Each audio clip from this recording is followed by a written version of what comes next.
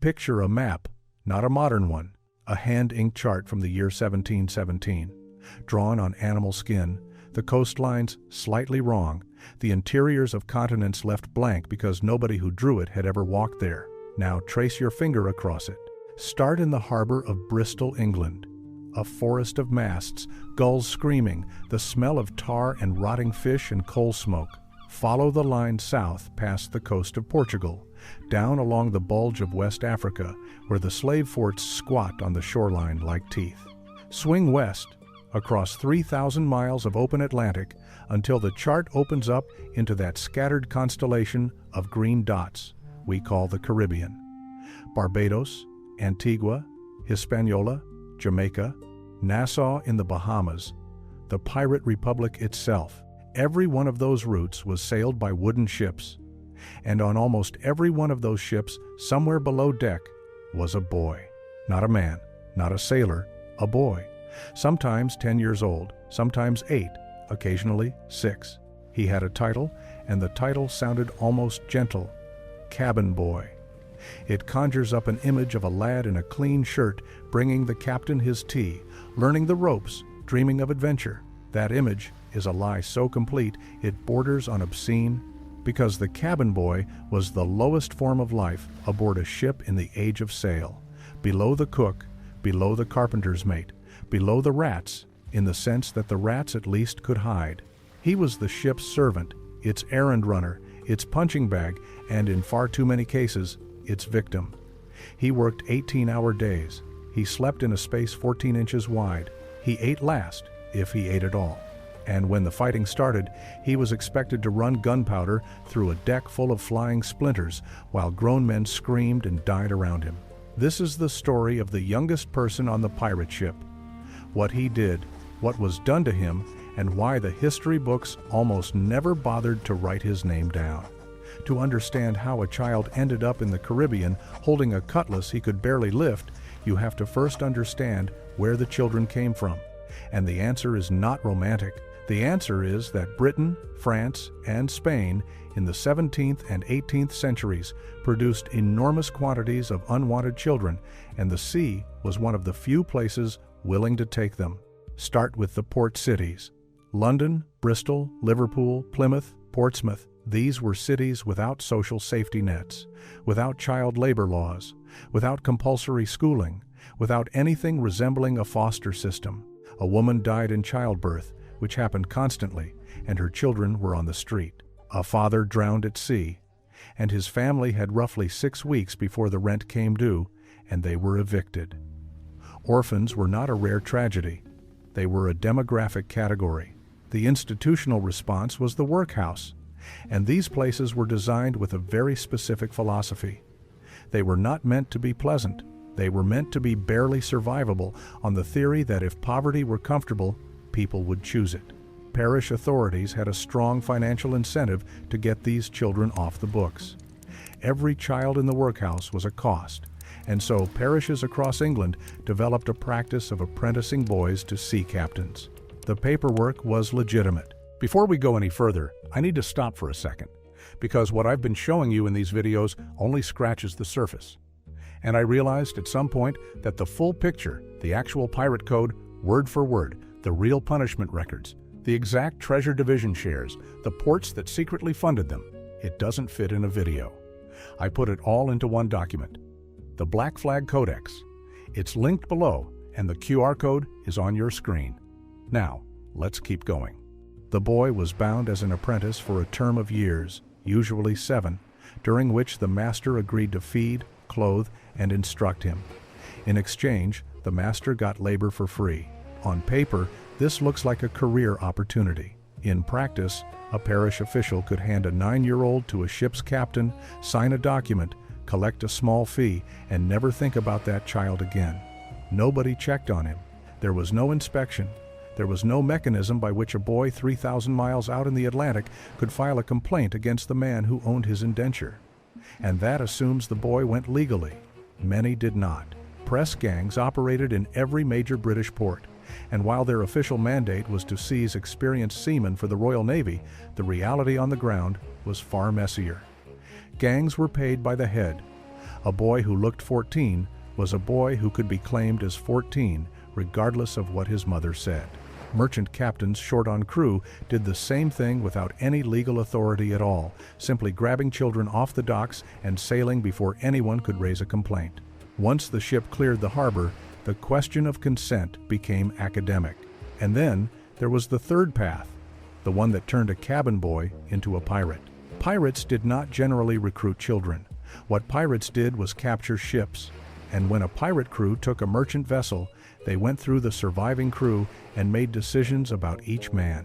Skilled sailors were offered a place, and the offer was often more of a formality than a question.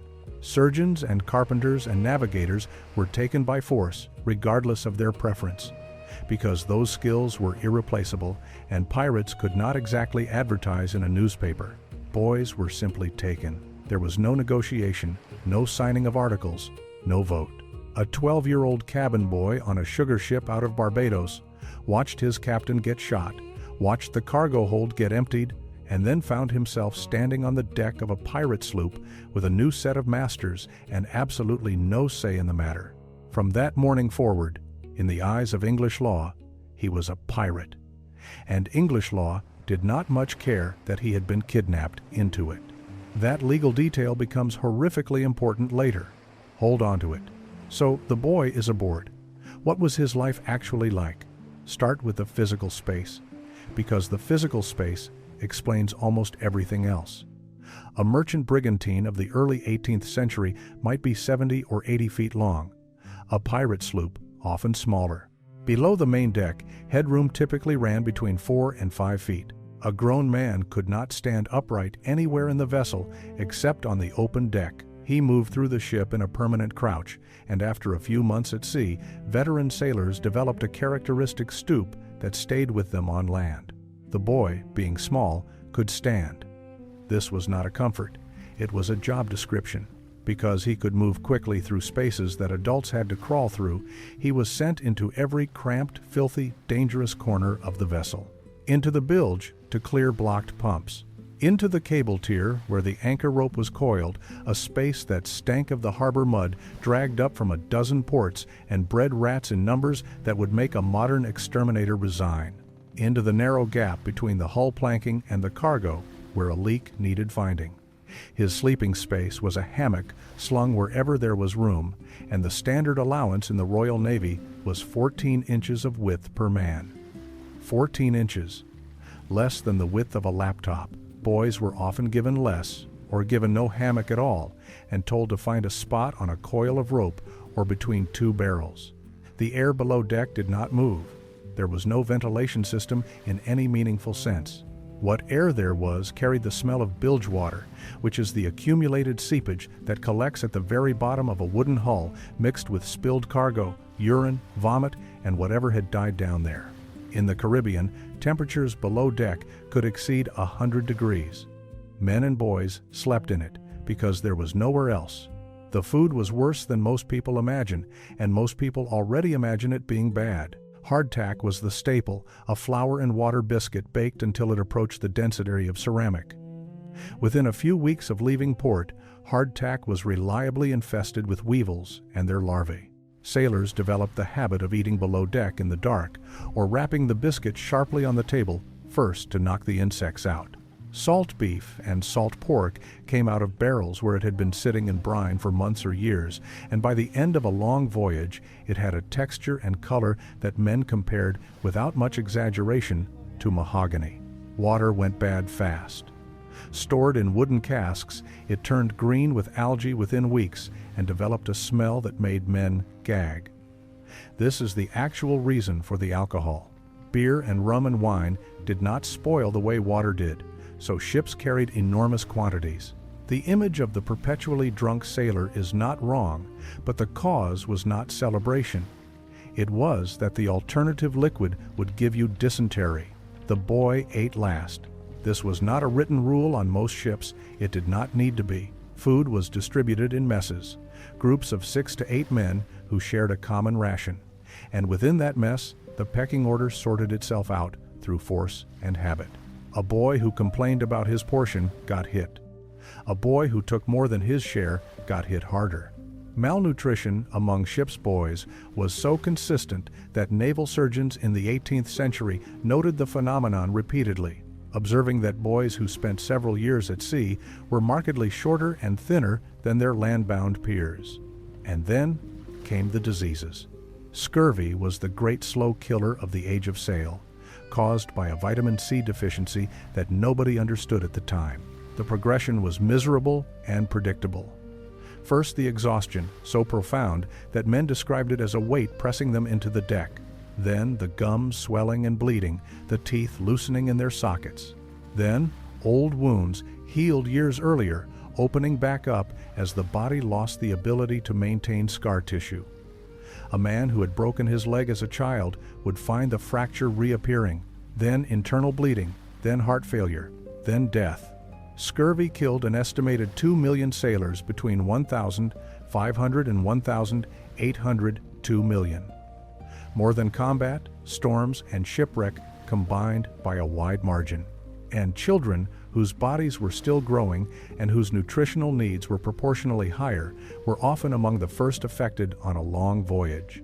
Dysentery came from the water and the food and the total absence of sanitation. The ship's head, meaning the toilet, was a plank with a hole in it hanging off the bow, and in heavy weather, nobody was going out there. Buckets were used instead. Buckets got spilled. Everything below deck was contaminated with everything else. Dysentery could kill a small body in 3 or 4 days. Most pirate ships did not carry a surgeon. When they had one, it was because they had captured him. And when they had no surgeon, the ship's carpenter did the work because the carpenter owned saws. That was the everyday. That was the boring part. Now let's talk about combat. When a pirate ship sighted a target and the decision was made to attack, everything aboard transformed within minutes. On a well-run vessel, the crew went to quarters. Guns were run out. Small arms were distributed. The deck was sanded, and the reason for the sand was that it kept men from slipping on blood. The boy's combat station was almost always the same. He was a powder monkey.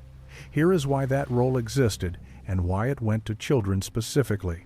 Gunpowder was stored in the magazine, which was the most heavily protected compartment on the ship, positioned low and often lined to prevent sparks. It had to be sealed off because a spark in the magazine did not start a fire. It ended the ship.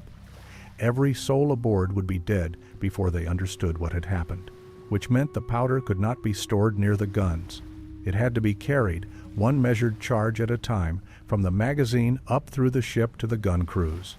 And the passages it had to travel through were the same cramped, low-ceilinged, obstacle-choke spaces we already described, now filled with smoke, recoiling cannon, and panicking men. An adult moved through those passages slowly. A boy sprinted, so he ran. He took a cartridge from the gunner's mate at the magazine, tucked it against his chest, and ran up the ladder, down the length of the gun deck, past cannon weighing 2,000 pounds that recoiled violently backward on rope tackles with every shot, capable of crushing a man against the far bulkhead if a tackle parted. He handed off the charge, turned around, and ran back for another. He did this barefoot. That was deliberate. Shoe nails against the deck could strike a spark, and bare feet gripped better on planks, slick with water and blood. During a sustained engagement, each gun fired roughly every 2 to 3 minutes. A ship with 20 guns needed a constant relay. Battles could last hours.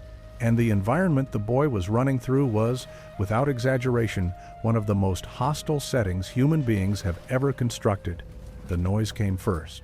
A single cannon firing in an enclosed wooden space produces a concussion that can rupture eardrums. 20 of them firing in sequence created a wall of sound so overwhelming that permanent deafness was a routine outcome of naval service. Men could not hear orders. They communicated by gesture and by shoving. Then the smoke. Black powder produces enormous volumes of thick, gray-black smoke, and within a few broadsides, the gun deck was effectively blind. Visibility dropped to a few feet. Boys navigated by memory and by touch, feeling their way along familiar beams while carrying explosives. And then the wounds. Stop for a second. What you just heard about the pirate code is the part that rewrites everything you thought you knew. But it only lands when you see the actual shares, the exact fractions written into the Articles of Agreement, the punishments, the port records, the names of the men who funded them from government offices. It's all in the Black Flag Codex, linked in the description. 5 seconds. Grab it now, because what comes next builds directly on it. Link is below. QR code is on your screen. When a cannonball struck a wooden hull, it did not punch a neat hole. Wood shatters. The impact sent hundreds of splinters flying inward at lethal velocity, some of them 3 or 4 feet long and sharp as spears. Splinters, not cannonballs, were the leading cause of injury in Age of Sail naval combat. They impaled men, they took off arms, they blinded. A boy of 11 was running through that, repeatedly, for hours. There is a surviving account from a Royal Navy surgeon writing in the 1790s about a 10-year-old powder monkey who was climbing a ladder with a charge when a shot struck the hull beside him. The impact threw him backward, and the cartridge left his hands. He caught it before it hit the deck, steadied himself, climbed the rest of the way, and delivered it. The surgeon recorded the incident, and here is the chilling part. He recorded it not because it was remarkable that a child endured this, but as a nice example of what he called the steadiness of the boys under fire. The steadiness of the boys under fire. Read that phrase again. That is an adult describing children in a slaughterhouse and finding it admirable rather than monstrous. But the guns were not the worst of it. The worst of it was what happened when the pirate ship came alongside. Pirates did not want to sink their targets. A sunken ship meant sunken cargo, and cargo was the entire point of the enterprise.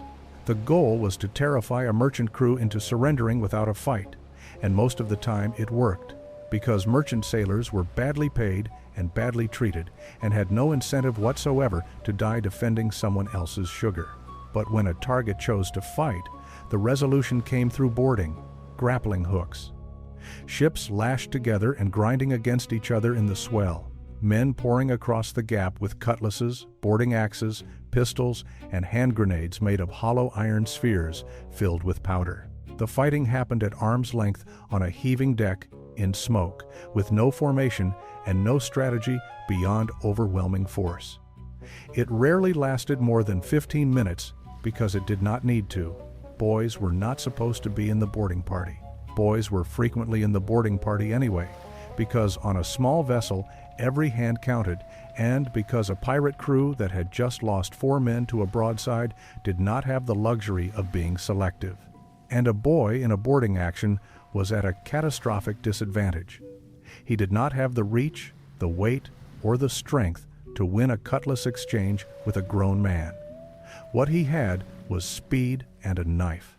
There is a grim reality here that the historical record touches only obliquely. Boys who survived boarding actions survived by doing things that would break most adults psychologically. They stabbed men in the back of the leg to bring them down. They cut throats of the wounded. They were used on some ships to crawl through gun ports and open hatches from the inside because they were the only ones who fit.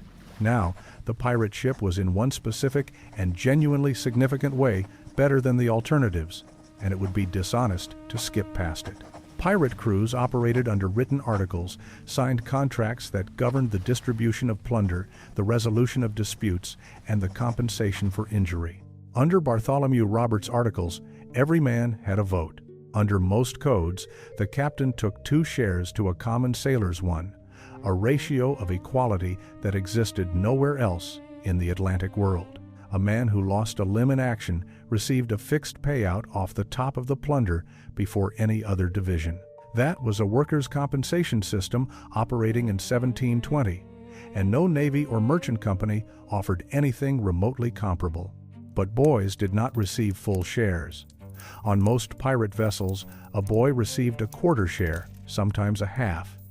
He generally had no vote.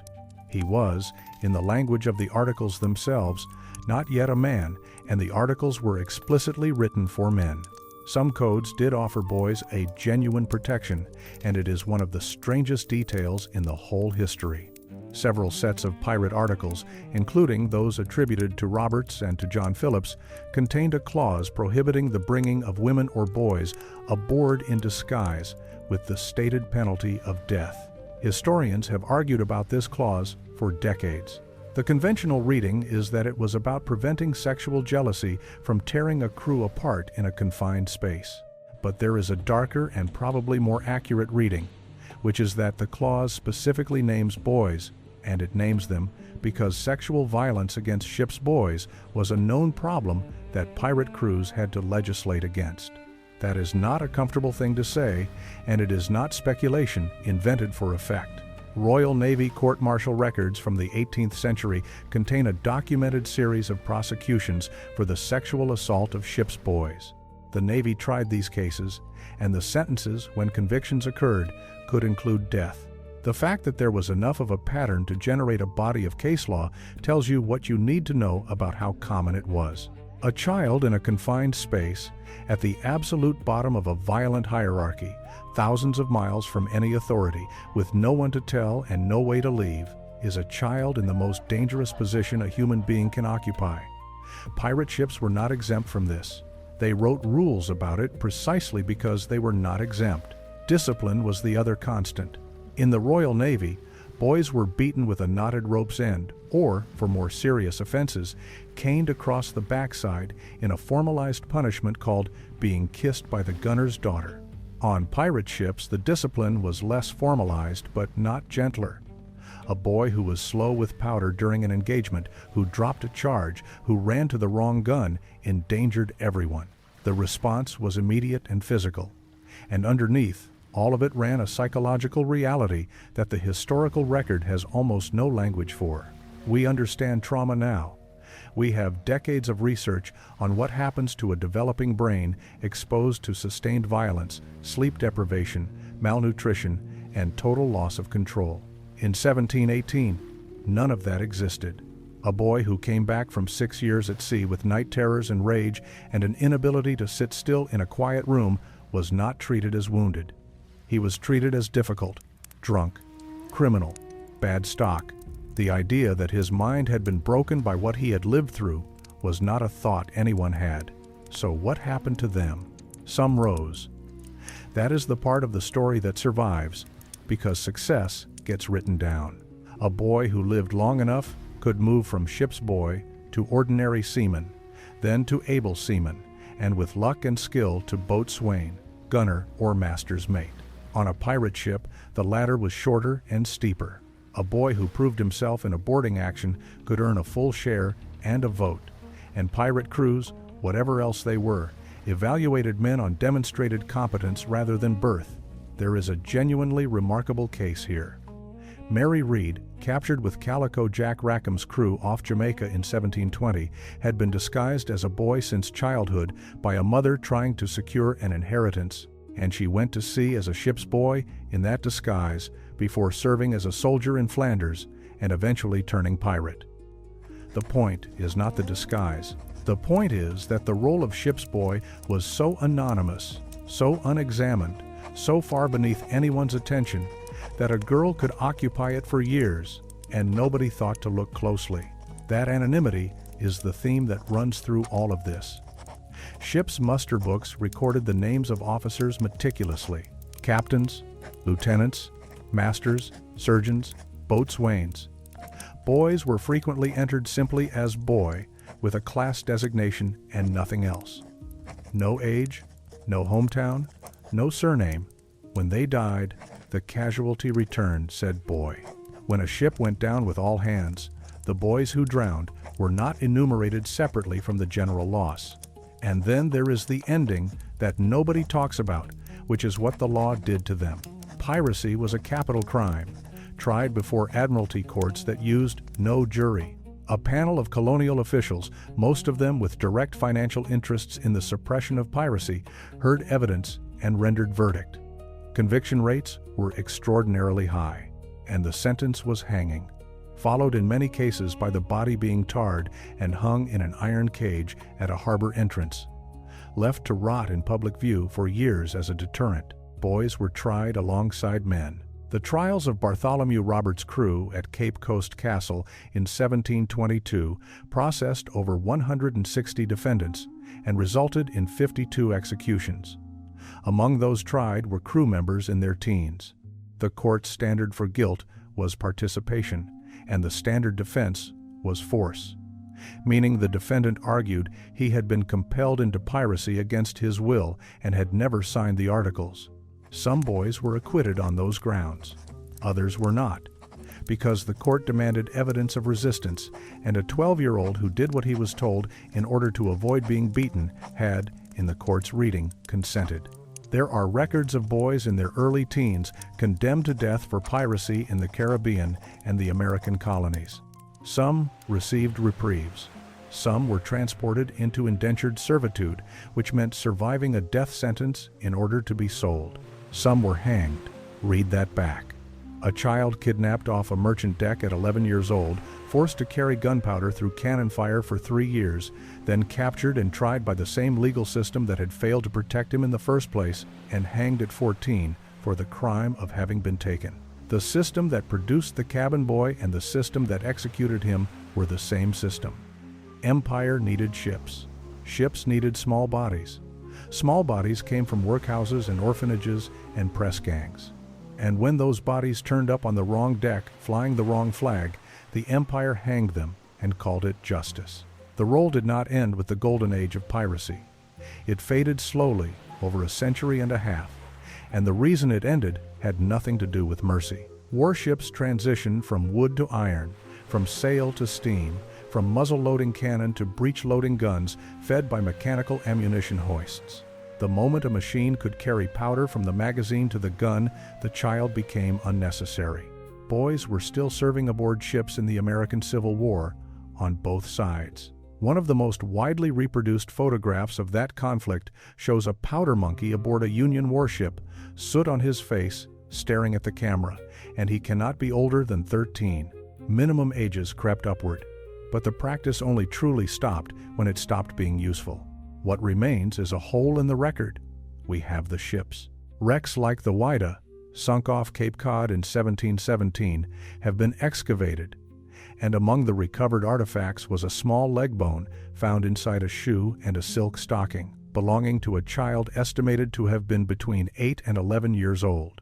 Researchers believe he may have been John King, a boy who reportedly boarded the Whydah voluntarily after Black Sam Bellamy captured the ship he was traveling on with his mother. Accounts say the boy threatened to harm himself if he was not allowed to join. His mother could not stop him. He was somewhere around 9. He drowned within months, in a storm, in the cold Atlantic off Massachusetts, along with roughly 140 other men. That bone in that shoe is one of the only physical traces we have of a specific pirate child. One boy, out of thousands, and we are not even certain of his name. Think about what the cabin boy actually was, stripped of every romantic layer we have painted over him for 300 years. He was the load-bearing element of the entire enterprise. Not the captain, whose authority was conditional and could be voted away. Not the quartermaster, not the gunner, the boy, because without him, the powder did not reach the guns, and without the guns, a pirate ship was a slow, leaky sloop full of angry men with knives. Without him, the captain's cabin was not cleaned, the water was not fetched, the bilge was not pumped.